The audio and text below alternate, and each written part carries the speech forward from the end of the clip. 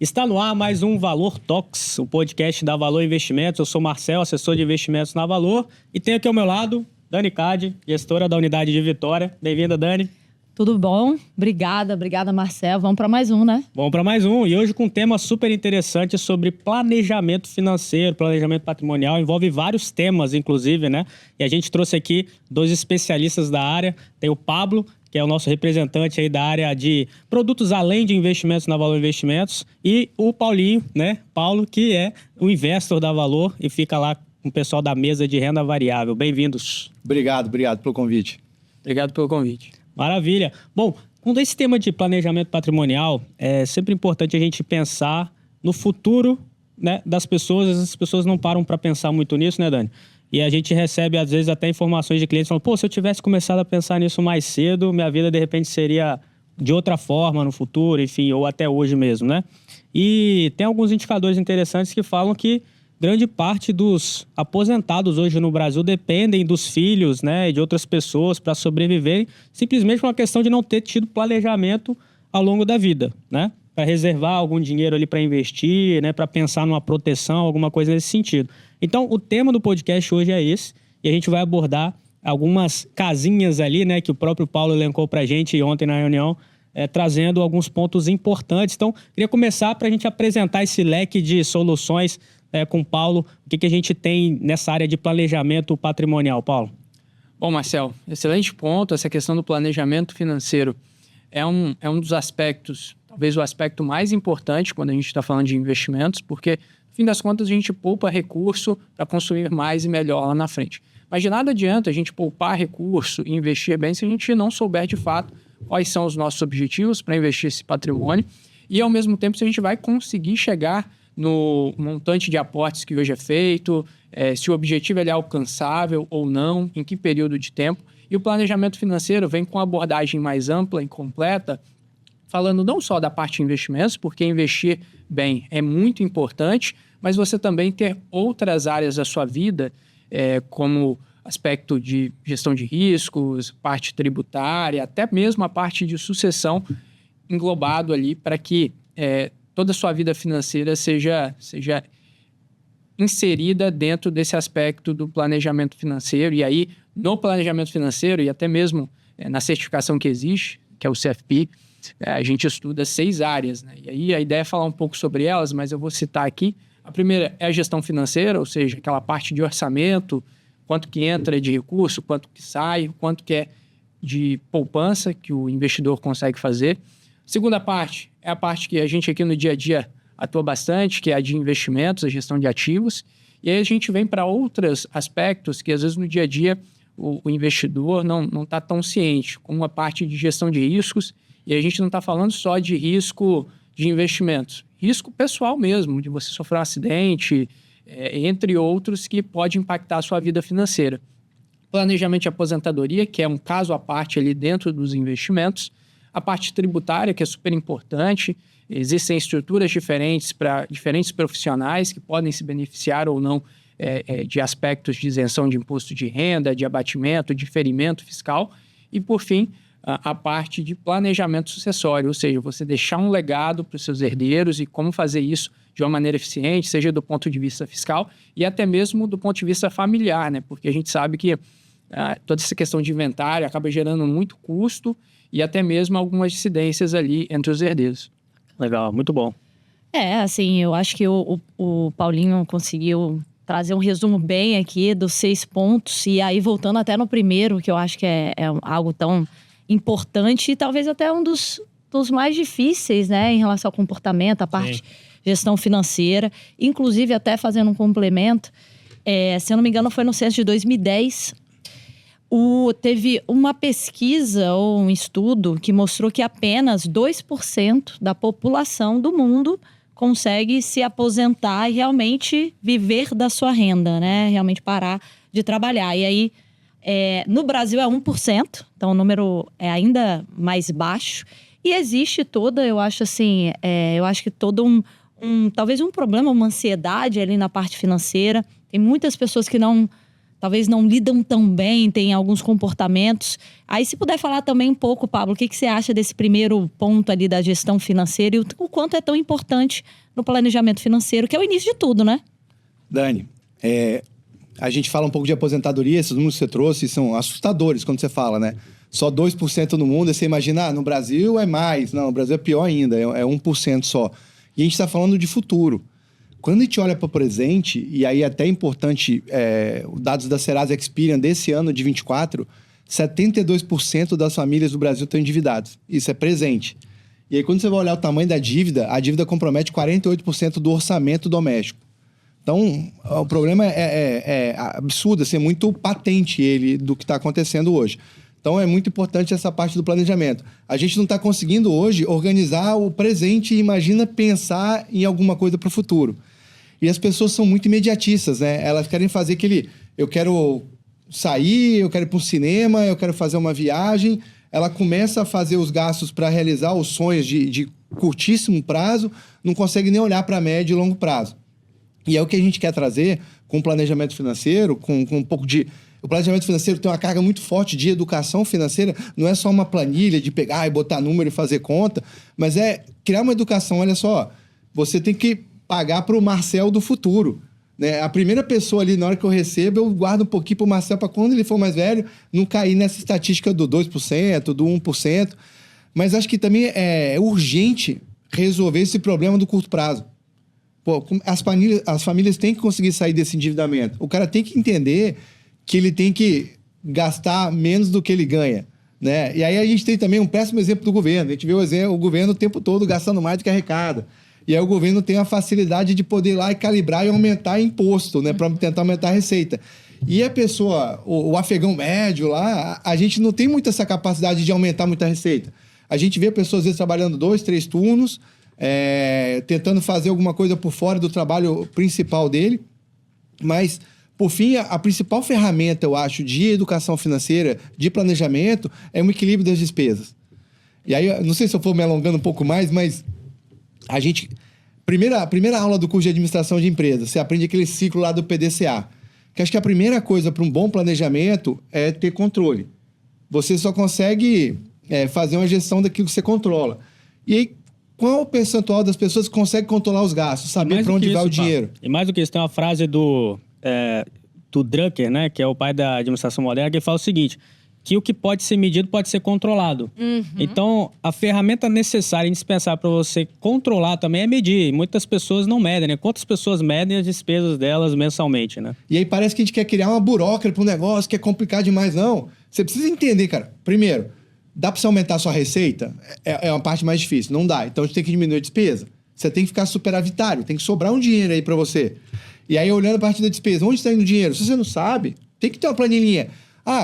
Tem aplicativo do celular hoje que você pode baixar, controlar. Pode, mas se você anotar num papelzinho, no final do mês você olhar lá, eu gasto tanto aqui no supermercado, tanto saindo, e aonde que eu posso cortar e enxugar, já é um excelente passo de planejamento financeiro.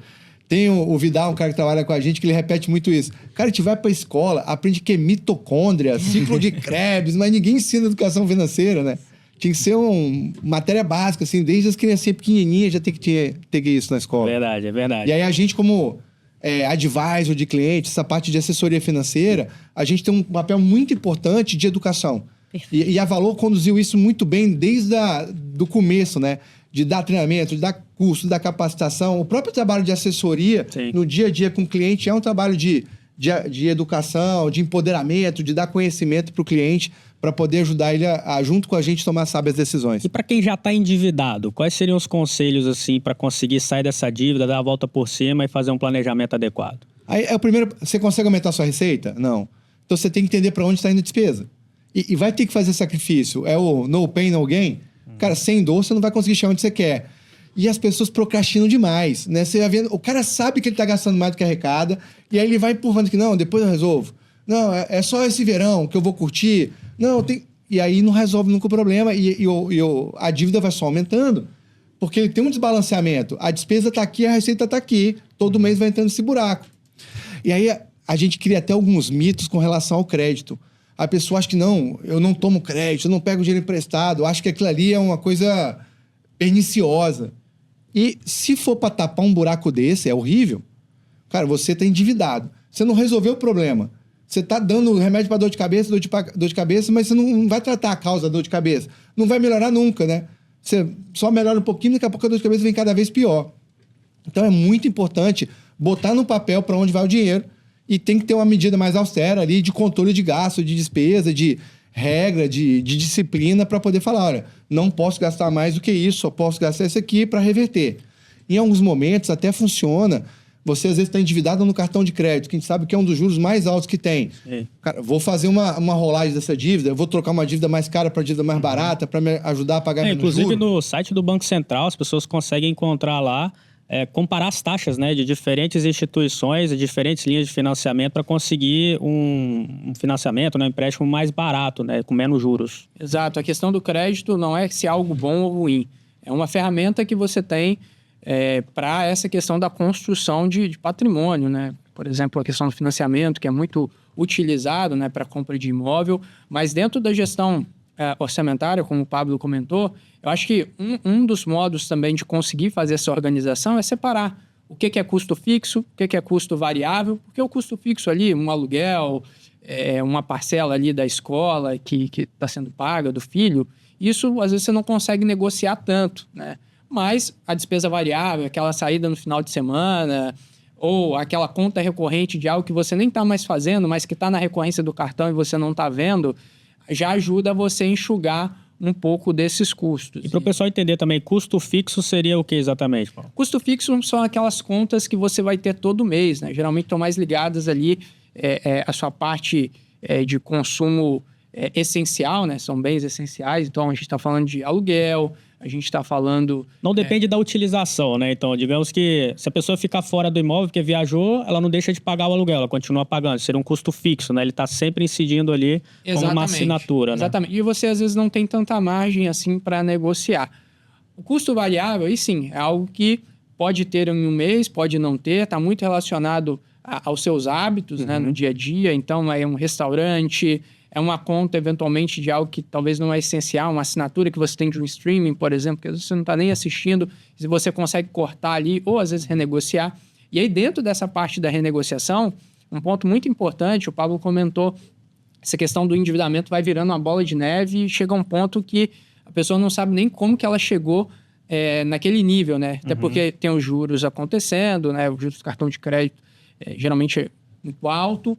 Existe também as feiras de renegociação. Exato. O Serasa organiza de tempos em tempos e essas feiras de renegociação geralmente dá muito certo, porque muito do valor acumulado de dívida são juros. Você consegue ter um abatimento desses juros e fazer o pagamento principal, alongar o perfil da dívida, que é super importante para você ter um planejamento para quitar isso e a partir dessa quitação de dívida você se tornar de fato um poupador, que no Brasil, como o Pablo comentou, a maior parte da população endividada, quem consegue poupar recurso mês a mês já sai muito na frente, né? E na renegociação, inclusive, você consegue descontos até de 90%, né? Impressionante, realmente, o Serasa tem a plataforma ali, você consegue acessar, renegociar por ali. E até os bancos também têm interesse em renegociar, eles têm na linha de despesa deles, né? Da contabilidade, despesa com devedores duvidosos, né? Então, é só um nome feio para dizer o seguinte, eu sei que X reais aqui estão perdidos já. Eu já vou perder porque estatisticamente as pessoas não me pagam, me dão calote mesmo. Então, se ele conseguir reduzir essa linha, ele está aumentando o lucro do banco, né? Se ele conseguir reaver parte desse dinheiro que ele já considerou perdido, ele está aumentando o lucro dele, né? E olha o impacto sistêmico disso. Eu falei logo no começo, né? 72% das famílias são endividadas. Aí e a renda está comprometida pela metade ali. Imagina você, um trabalhador, vai receber o salário. Quando o dinheiro entra na conta, metade já foi tomado porque você está cobrindo um cheque especial. Consignado. Já tem um consignado, já tem alguma coisa do endividamento. Você trabalhou pra caramba. Na hora que você vai perceber o valor ali do seu trabalho, aquele valor já está reduzido pela metade para o endividamento que você não consegue um pouco dissociar. Parece que o seu trabalho não vale muito. E aí o cara trabalha muito menos, assim, desmotivado. Alguém ligando para cobrar porque ele está devendo e o cara não consegue trabalhar direito. Produtividade, né? Então tem um impacto gigantesco. Curto, né? Um impacto gigantesco na produtividade. E aí quando você vai olhar o ranking mundial de produtividade, acho que são 67 países no total, o Brasil está em 62º. É um dos países mais improdutivos que tem. Tá vendo? E aí, Financeiro por ser impacta. improdutivo, o custo Brasil, isso tem impacto direto no custo Brasil, as coisas custam mais, então o custo de vida é mais caro, então é um ciclo vicioso E que a gente tem. A gente fala muito das pessoas, né? Mas isso acontece também com as empresas. Tem muita empresa que às vezes se coloca numa bola de neve ali que a receita, ou enfim, o mês, ele tá meio que pagando as dívidas. Então você fica ali até sair dessa situação é mais difícil, né? Dani, a lógica é a mesma, né? Assim, para pessoa física, para o CNPJ e para o país. Perfeito. É isso.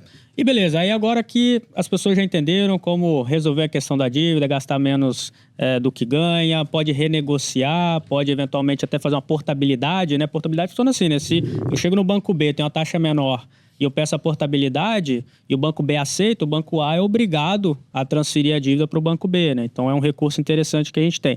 E aí as pessoas, ok, organizaram a questão das dívidas, agora qual é o próximo passo que vocês diriam para elas?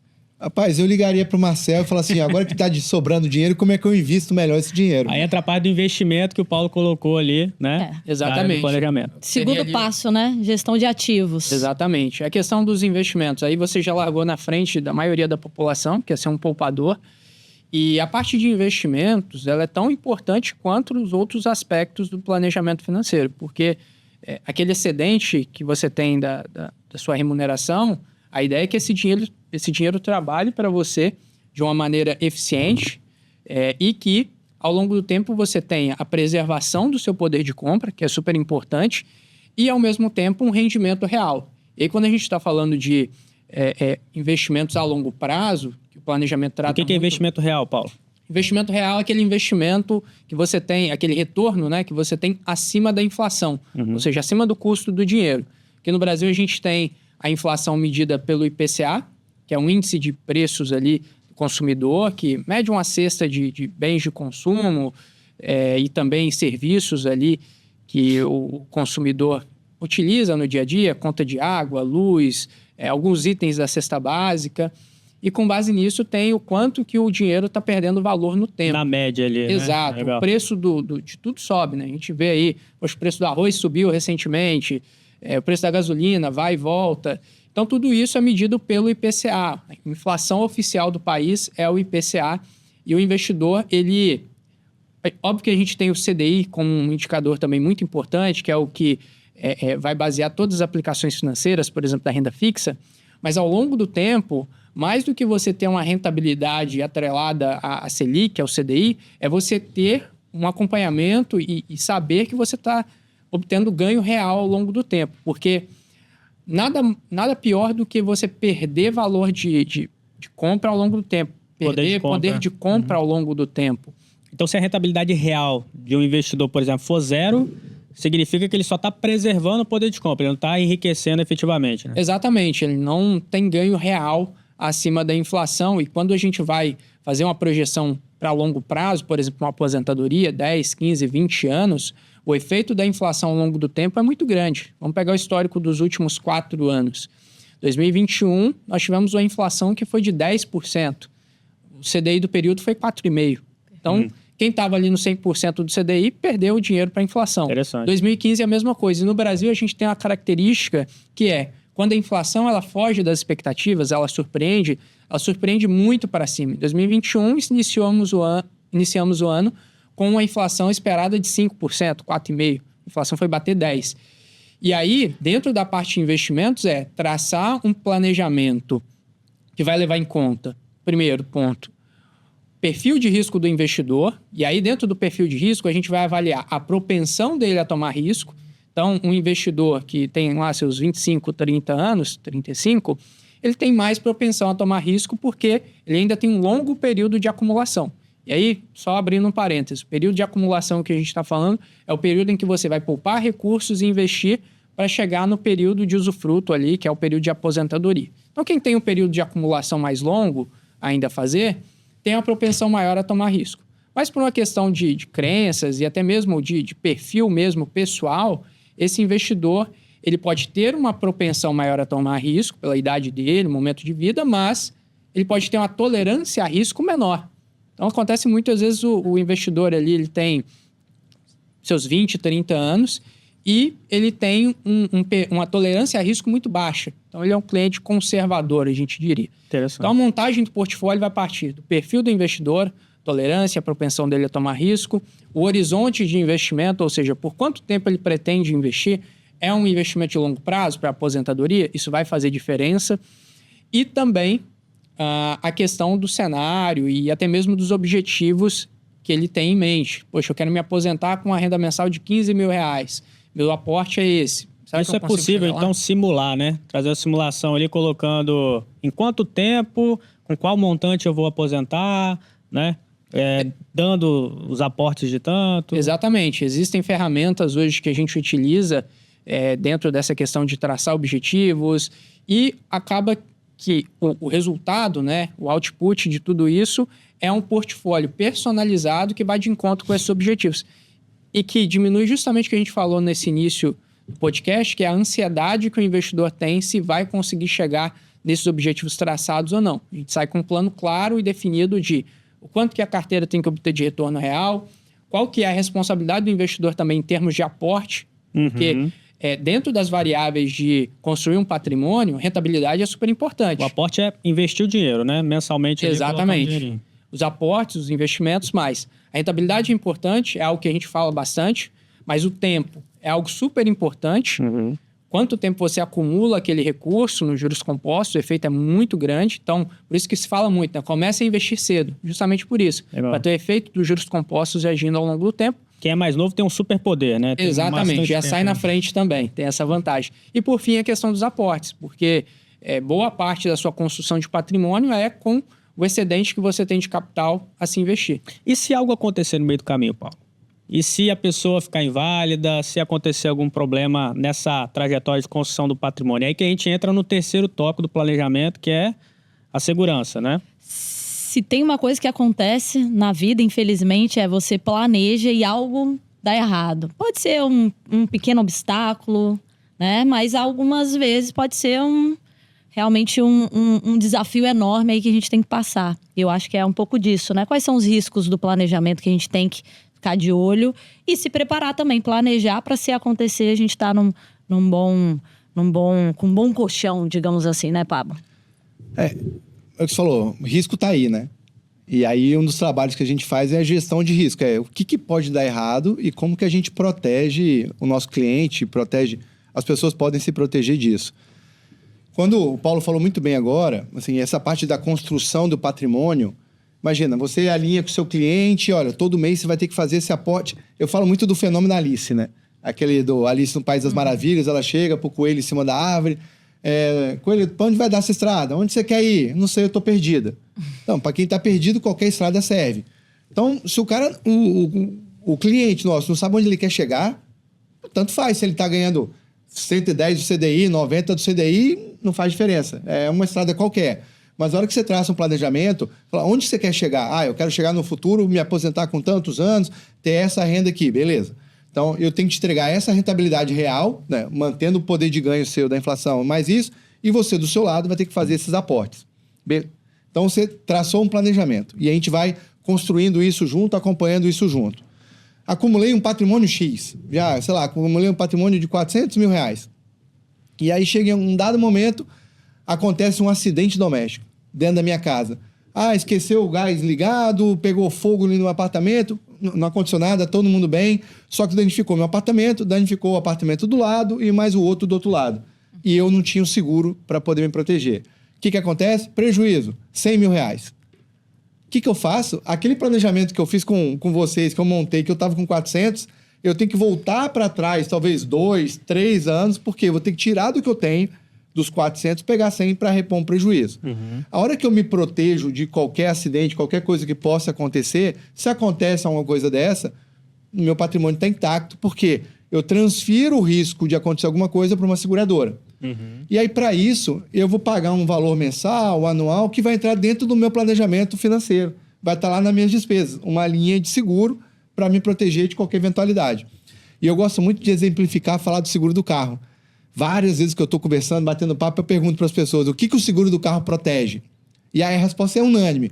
Não, meu seguro é completo, ele protege farol, ele protege vidro, protege roubo, protege... E não protege nada disso. Porque se o seguro do carro protegesse o carro de acidente, de roubo, ninguém roubava o seu carro. Fiz seguro, pronto, tá protegido, ninguém rouba. O cara rouba. O seguro protege a sua renda. Nesse caso do apartamento, o prejuízo foi de 100 mil. Dependendo do carro que eu tenho, o prejuízo pode ser 200, 300, pode ser muito mais. Então, o seguro é proteção da renda. Então, não faz sentido a gente falar de construção de patrimônio sem botar o seguro e envolvendo isso para garantir a execução daquele projeto no tempo que a gente pensou e determinou. Interessante, interessante. E aí, continuando na parte do planejamento, dentro dos tópicos, né? A gente, voltando aqui, recapitulando para quem estava dormindo aí. Planejamento financeiro, investimento, gestão de riscos, que é a parte de seguro. E a gente segue para o próximo tópico, que é planejamento tributário. E principalmente no Brasil, que a gente tem uma carga tributária bem elevada, isso deve fazer toda a diferença no planejamento da pessoa. Como é que é essa questão do planejamento tributário, Paulo? Essa é uma questão que, assim, a gente busca sempre otimizar os investimentos do cliente, do investidor, mas às vezes a gente consegue otimizar até a parte tributária e não tem a ver com sonegar imposto, longe disso. É você se utilizar das ferramentas legais para conseguir fazer o que a gente chama de elisão fiscal, né? Ou seja, é um artifício que você tem para conseguir pagar menos impostos de maneira legal. Importante ressaltar isso. E aí, a gente vai até entrar em outros aspectos, como, por exemplo, o planejamento de aposentadoria, que é o módulo 4, se a gente fosse falar. Uhum. Porque, por exemplo, aquele investidor que tem a sua profissão ali no CLT, tem muita renda tributável, ele tem, por exemplo, o benefício fiscal de conseguir abater 12% da sua renda tributável numa previdência do modelo PGBL, né? E aí depois que o Pablo quiser até especificar um pouco do que se trata, PGBL, VGBL, mas, de fato, você consegue fazer uma estratégia que a gente chama de diferimento fiscal, que é aquele dinheiro que eu iria dar para o governo agora, eu construo ativo com ele e eu pago lá na frente, e às vezes pago numa alíquota muito menor do que eu pagaria no meu IRPF ali, na minha declaração de ajuste anual. Inclusive, a menor alíquota na Previdência é 10%, né? Na tabela regressiva ali de imposto. E nos investimentos seria 15%. Exatamente. Então, você consegue ter uma eficiência fiscal muito grande através desses mecanismos e mecanismos que vão além até mesmo dessa parte de investimentos financeiros. Aquele investidor, por exemplo, que tem muitos imóveis, né? A gente vê isso acontecendo bastante. Às vezes o cara está sendo tributado da pessoa física, nos aluguéis, e ele consegue constituir uma holding imobiliária onde ele vai ter um pagamento de impostos menor através dessa PJ, no rendimento dos aluguéis. Então, essas estratégias também vão fazer com que você consiga ser eficiente na parte tributária para que esse excedente você consiga construir mais ativos ao longo do tempo, ou seja, uma economia tributária para a construção de patrimônio que é super importante também, especialmente para quem tem uma renda tributável muito grande, como a gente vê na maioria das vezes quem está, por exemplo, num CLT. Além do benefício da alíquota mais baixa, acho que o grande benefício aí, que às vezes as pessoas não enxergam, no investimento é 15, aqui é 10, beleza, mas o diferimento tem um impacto muito grande, principalmente que a gente está falando de investimento de longo prazo. E o diferimento é o seguinte, eu teria que pagar para o governo hoje, 12% lá da minha renda, e eu posso não pagar para ele, esse dinheiro fica comigo, eu posso investir esse dinheiro que iria para o governo e vai ficar comigo 10, 15, 20, 30 anos rendendo os dividendos para mim, e lá na frente eu pago uma alíquota mais baixa. Legal. A gente faz alguns cálculos, isso pode ter impacto no final do patrimônio que o cliente vai oferir investindo de mais 20, 22, 25%. Uau, depende um pouco do tempo. Inclusive, come cotas também, né? E não incide na a diferença é essa, né? Porque você vai diferir, você vai jogar o imposto para pagar só quando você resgatar, ao passo que nos investimentos você tem um come cota semestral. Você tem come cotas, tem muitos investimentos que possuem vencimento, então eles vão vencer daqui a, se for no curto prazo, 2, 3, 4 anos, um pouco mais no médio prazo, 8, 10 anos. Então você vai pagar imposto à medida do tempo. Na Previdência, no meio do caminho, né? Na Previdência, muitas vezes você fica 30 anos, 40 anos, então você consegue não só abater, né, a parte tributária, mas também pagar imposto um pouco mais posteriormente, né? E permitir a construção dos ativos. Uma coisa que está meio em moda também é holding, né? Holding serve para tudo, Pablo? É moda, né? Acho que quando esse modismo assim é complexo. Na verdade, a holding, você vai transformar um CPF no CNPJ. Você sai da vara de família e vai para a vara civil. A holding ajuda muita coisa, mas também não é a solução para tudo. A gente, Acho que tanto a parte de imposto como a parte de hold tem que ter um especialista. É muito assim, eu vou entrar no Google aqui e vou me automedicar. É cada caso, né? É muito feito sob medida, né? Um negócio altamente customizável, assim, entendendo aquela... Às vezes a hold faz sentido depende do patrimônio, para uma pessoa, para outra não faz sentido nenhum. A gente vê alguns clientes, eu quero ter um fundo exclusivo, mas para ele montar uma carteira em previdência vai ter o mesmo efeito do fundo exclusivo com um custo muito menor. Uhum. A gente pode entrar muito mais no detalhe, mas é muito técnico isso. Então, assim, acho que a grande recomendação é: o Brasil é um país muito complexo do ponto de vista tributário, do ponto de legislação, de holding, acaba que a holding ela influencia no imposto que você vai pagar, na proteção que você vai ter para o patrimônio. Então, consulte um especialista. Não faça nada olhando no Google, ouvindo alguns influencers que você não sabe de onde que vem, de onde que é a informação. Assim, vai onde você confia, no escritório que você confie, porque o assunto é complexo e pode fazer muita diferença no final. Legal. E agora que a gente conseguiu fazer a pessoa sair das dívidas, se planejar, começar a investir, criar patrimônio, agora vem o quê? A sucessão. Ela vai suceder. Que é o último passo, né? Que é o último passo ali no planejamento, que é a sucessão, vai transferir, né, esse patrimônio criado ao longo da vida toda para os herdeiros. E aí, como é que funciona essa parte de sucessão? Perguntar ao Paulinho, como é que funciona essa questão da sucessão? Existe algum pulo do gato? Tem como não pagar imposto? Como é que foi? Como é que fica isso? A questão da sucessão, ela é muito importante porque de uma geração para outra, você pode ter uma perda de capital muito grande com custas processuais, com pagamento de imposto que talvez não precisava ser tudo isso. E uma boa sucessão, ela começa muito antes do investidor pensar ali em morrer, vamos falar assim. Ele já tem que pensar nisso logo quando ele tem uma estrutura familiar montada, tem seus filhos ali, os herdeiros em que ele pretende repassar o seu patrimônio e identificar qual que é a melhor estrutura.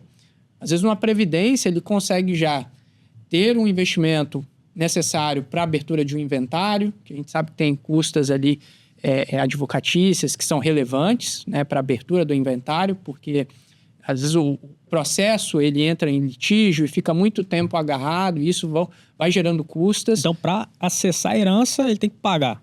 Exatamente. Você tem toda a questão do inventário, às vezes... O governo confia tanto em você que ele fala assim, tá tudo bloqueado. Depois que você me pagar, eu libero. Exatamente. E o mais importante é você ter já definido será que faz sentido eu fazer a doação em vida? Porque em determinados casos você pode ter um pagamento de imposto menor, né? O IPCMD, que é o imposto sobre causa-mortes, ele pode fazer sentido para um determinado, e aí vai muito no que o Pablo comentou. Para cada pessoa vai ser um caso diferente. É algo muito personalizado, porque vai depender da estrutura familiar, dos objetivos também que o investidor tem ali em termos de sucessão, para quem que ele quer repassar. Porque dentro da legislação você tem algumas travas. Você não pode doar todo o seu patrimônio para uma pessoa específica. Você tem os herdeiros necessários, por exemplo, são seus filhos. Você pode ter uma cláusula ali de deserdar, por exemplo, se você quiser, mas são coisas específicas e que dentro dessa questão do planejamento financeiro, é importante você considerar por quê. A gente passou por toda essa jornada. E aí, na hora da sucessão, você quer deixar um legado, por exemplo, para os seus herdeiros. Às vezes você deixa muito dinheiro com imposto, às vezes você deixa muito dinheiro com custas processuais de algo que, se planejado anteriormente, seja através de um testamento ou deixar um beneficiário ali, por exemplo, na parte de previdência, em que você consegue também fazer isso de maneira mais direta, sem ter custas advocatícias e processuais muito caras, você consegue fazer uma estratégia definida na parte de planejamento sucessório e que é algo super importante, né? Seja para você passar, por exemplo, recurso financeiro ou mesmo se você tem uma empresa, quer, por exemplo, que um filho seu assuma a empresa, mas você tem outros filhos que você não quer envolver diretamente na administração, talvez você vai ter que constituir a holding, como o Pablo comentou. São N maneiras em que um especialista pode te direcionar qual que é a melhor alternativa a se fazer. E eu acho que um ponto também, assim, a Previdência ela acaba sendo muito boa, porém, né, se você tem todos os custos, você acaba dilapidando o patrimônio. Eu acho que tem outros instrumentos, inclusive, acho que o Pablo comentou, a gente comentou um pouco sobre seguro de vida, eu acho que acaba sendo muito importante nesse momento, né, Pablo? E Dani, a história do seguro de vida é engraçada, né? Porque a gente tem alguns preconceitos aqui, a gente tem uns mitos, preconceitos, moda, a gente tem de tudo nesse mercado. E aí, você não podia falar seguro de vida. Nossa, você quer me matar? A pessoa acha que às vezes se é mau agouro, se contratar um seguro de vida que vai morrer. Você ouve umas pessoas falando assim, não, eu vou deixar dinheiro pro Ricardão. Enfim, eu acho que a gente começou falando de planejamento e acho que a gente pode terminar até falando de planejamento. Acho que planejamento, ele circunda tudo o que envolve essa parte do assunto que a gente está falando aqui hoje. Porque se eu tiver que comprar uma passagem para ir para São Paulo amanhã, hoje, eu vou pagar R$2.000, não vou escolher o aeroporto, vou descer em Campinas, vou descer em Guarulhos, vou para onde for, não vou escolher assento, que vai estar tudo cheio. Então eu vou da pior maneira possível. Mas se eu me planejar, eu sei quando eu tenho que ir, eu comprar a passagem com uns 4, 5 meses de antecedência, eu pago 1/3 do valor, escolho meu assento, vou no aeroporto que eu quero, no horário que eu quero. Então a parte do planejamento sucessório é muito isso, é planejamento. Quanto antes a gente puder pensar na sucessão, e aí existem várias ferramentas, e o seguro é uma muito boa. Assim, tira todo o preconceito que você tem do lado. O seguro tem garantido pela lei, né? Ele tem a garantia da empenhorabilidade. Então, você tem algum processo na justiça, a empresa tem, o dinheiro que fica no seguro para os herdeiros ele não pode ser penhorado, ele não passa pelo inventário, então ele já vai direto, já dá liquidez para a família para poder pagar as custas do inventário. Ele permite uma alavancagem de patrimônio muito grande, assim, é um pouco técnico, mas é um benefício muito relevante pro cliente. E o seguro mudou muito. Imagina assim, fazer um paralelo. Imagina o seguro de carro, que você pagou o seguro de carro por 10 anos. Aí depois de 10 anos, você não precisa mais do carro. Ah, eu comprei uma moto elétrica, Paulinho. Assim, eu comprei uma moto elétrica, eu tô lá do lado, o carro não precisa mais, eu uso um transporte de aplicativo, enfim. Aí eu vou ligar para a seguradora e falar, olha, eu tô cancelando meu seguro e eu queria receber de volta tudo que eu paguei corrigido. Aí a seguradora, o quê? Como assim? Não usei, não precisei do seguro mais, eu quero devolver para você. Não existe isso, mas um seguro de vida vitalício existe. Então é um seguro que você compra, não é para... Ele te protege em vida também, mas você compra ele com o objetivo de fazer sua sucessão. Mas como o Paulinho falou, em algum momento eu faço a sucessão já em vida, eu já faço uma hold, já faço as doações da cota. Aquele seguro perdeu o propósito dele, que era garantir liquidez para os herdeiros, eu vou lá e resgato o seguro. Então, assim, o produto melhorou muito, modernizou muito, tira o preconceito, consulta quem é um especialista, que realmente aí vai costurar. Não tem a solução perfeita, assim, não é um produto de prateleira. Toma aqui, é um produto que vai ser feito de acordo com as suas necessidades. E falando do que entra, não entra em inventário, a Previdência também não entra em inventário na sucessão. Né? Aí é polêmico. É polêmico? É, porque a Previdência, ela vai passar direto para os herdeiros, tá? Ela não vai entrar, mas pode cobrar o ITCMD. Certo. É até o que está em discussão agora. E aí você entra numa outra discussão mais técnica um pouco, que eles fazem o seguinte, eles separam o PGBL, que é o que o Paulo falou, que você pode fazer o diferimento fiscal. Ele vai ter a cobrança do ITCMD, mas o VGBL só trocou a letra, tá? E algum detalhe mais técnico ali. Base de cálculo, basicamente. Ele se assemelha a um seguro de vida, então ele não vai ter cobrança do ITCMD. Tá tudo em discussão no Congresso. Às vezes a gente fala uma coisa agora, aí depois de amanhã já mudou completamente, porque aprovou de outro jeito. Então, a ver. Tem que ser a premissa do conservadorismo, né? Tem que ser conservador até no planejamento ali, até pro pior cenário, né? Se passar a cobrar e... Hoje na Previdência, a alíquota é regressiva, né? Quando você tem 2 modelos. Você pode escolher uma alíquota fixa, normal, que vai de acordo com a sua renda no imposto de renda, e a alíquota regressiva, que independe de quanto você ganha no ano, ela começa em 35% e vai reduzindo. No final de 10 anos, ela vai para 10%. Tem um projeto também que depois de 15 anos eles querem zerar essa alíquota para incentivar a poupança de longo prazo. Então, interessante. Pode melhorar bastante e depois querer cobrar o ITCMD de um lado. Então, às vezes, dá com a mão e tira da outra. É aquela insegurança jurídica ali que a gente conhece do Brasil. Padrão. Por isso que é importante, né? Tem alguém uma assessoria, alguém que está o tempo todo acompanhando a legislação. Isso. Porque não é escrito na pedra, né? A história do planejamento é tipo Cara, eu fiz um plano de voo, um plano de uma viagem. Eu quero ir daqui para a Europa num veleiro. Eu vou traçar, eu sei mais ou menos corrente quando vem, mas a previsão é uma coisa, a prática é exatamente outra diferente. De tempo em tempo, a gente tem que fazer o cheque se eu estou na rota correta. Né? A rota. E fazer as correções de rota. Né? Por isso que esse trabalho a 4 mãos é muito interessante. E só aproveitar um ponto que a gente... de imprevisibilidade, algumas coisas. Eu queria destacar um ponto da Previdência, que faz parte, é bem importante do planejamento por longo prazo. Uma coisa que está acontecendo que a gente está vivendo mais. De um lado, isso é muito bom, né? A expectativa de vida vem crescendo bastante, mas do outro lado, tem que ligar um alerta gigante. Imagina o seguinte, uma pessoa comum antes. A pessoa trabalhava 30 anos e ia guardando dinheiro para a aposentadoria dela, durante 30 anos. E aí se aposentava lá com 55, vivia até os 62, 65, a expectativa de vida era muito baixa. Então a pessoa guardava 30 anos para usar por 10, 3-1. Hoje, a pessoa às vezes demora, às vezes até para começar a guardar, mas vamos supor que ela continue guardando pelos mesmos 30 anos. Uma pessoa que entrou no mercado de trabalho com 20, 22, vai guardar até os 65, guardou 30, 32 anos ali, e depois ela vai viver até os 100. Ela vai viver mais 35, tá 1-1.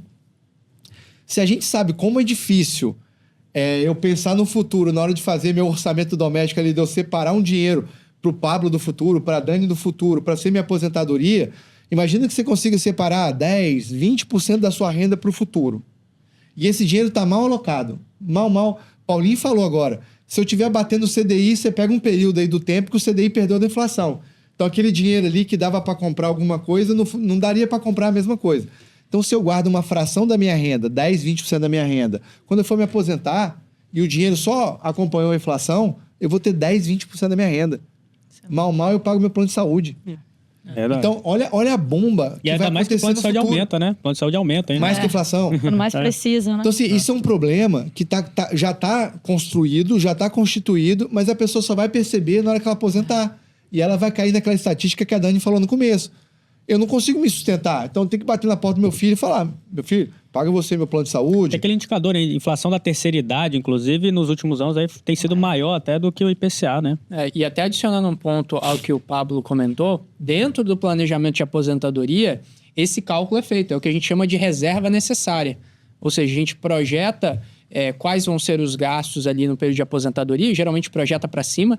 Então, se hoje você tem um consumo ali de 15 mil reais por mês, vamos projetar que vai ser 20, 25, porque a gente sabe que tem essa inflação da terceira idade, que é gastos maiores com relação a médico, a medicação, a cuidados especiais que deve-se ter nessa idade. Então, a partir do cálculo da reserva necessária, que é aquele período dos 60 aos 100 anos, aos 90 anos, a gente faz a conta de chegada, que é o quanto que eu tenho que acumular durante o período de acumulação, né? O quanto eu preciso de reserva futura para chegar no período de aposentadoria com essa reserva necessária acumulada para consumo. Então, isso tudo é muito importante porque você já sabe o quanto, em média, você deve ter de gasto lá na frente, você está jogando essa conta para cima e, com base nesse cálculo, o quanto que eu preciso chegar. A questão do rendimento real é super importante para você não ter a perda do poder de compra. E um dado interessante também é que, quando a gente olha para o CDI, nos últimos 15 anos, o retorno real do CDI foi de 3,5% ao ano.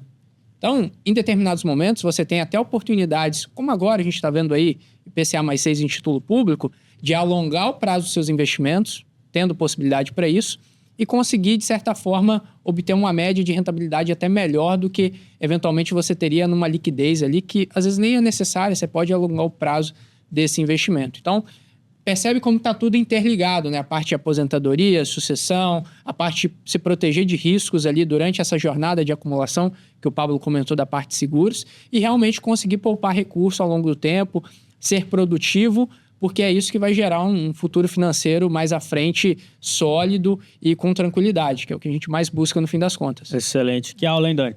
Pois tô aqui já pensando, meu Deus, tem que fazer uma revisão aqui no meu planejamento financeiro, como é que tá meus objetivos, entendeu? Sensacional. Muito bacana, Muito obrigada. Bom. Obrigado demais, obrigado, Pablo. 3 palavrinhas sobre planejamento patrimonial para resumir tudo.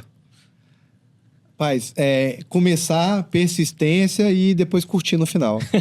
Muito bom, Paulo. Eu acho que eu resumiria em uma palavra só, disciplina. Excelente. É importante manter a disciplina ao longo do tempo, não se perder no caminho e contar com ajuda especializada, porque a gente já faz isso para coisas assim, como academia, uma assessoria específica, por exemplo, para quem corre, e na parte de investimentos, na parte do seu dinheiro, que é algo super importante, você vai querer fazer sozinho, por exemplo. Pode dar certo, como também pode não dar, e aí a chance de dar certo com acompanhamento especializado, a gente acredita que é muito maior.